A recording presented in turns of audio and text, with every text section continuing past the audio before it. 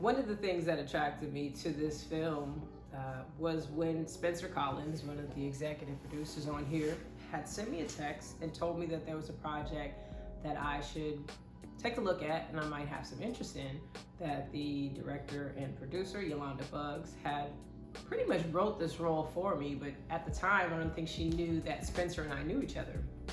And so he sends me this deck and I take a look at it, and right in the beginning, you know, it's me in the gray, and then it's AzMarie, it's portrayal of what Casey would look like to the audience, and it's a captivating tale about gender diversity.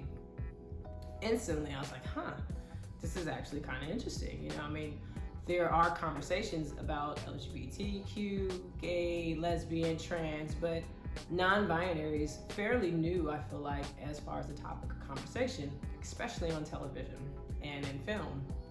And so I continued to read what the story was about and a lot of the nuances of how Yolanda wanted to shoot this project really actually captivated me. And I thought it was pretty awesome that a lot of the story, besides being told by Casey in narrative, would be told visually. And so you got to understand a bit of how Casey was feeling they were being perceived by individuals that they were interacting with within the film, by just the subtle changing of the color in the film. So if there was an individual that was more welcoming of Casey and what they stood for, how they represented themselves, that individual would then be portrayed in color on screen. And if Casey felt like there was an individual who was not receptive to them, then you would see the saturation fade to a black and white.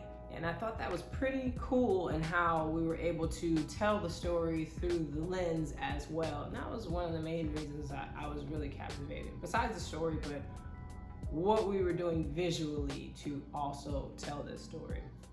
And on top of that, we shot on an iPhone 12 Pro. So just kind of getting ahead of the game and knowing that we could shoot this project on this type of media was even more awesome and intriguing to me as an actor who wanted to be a part of the film.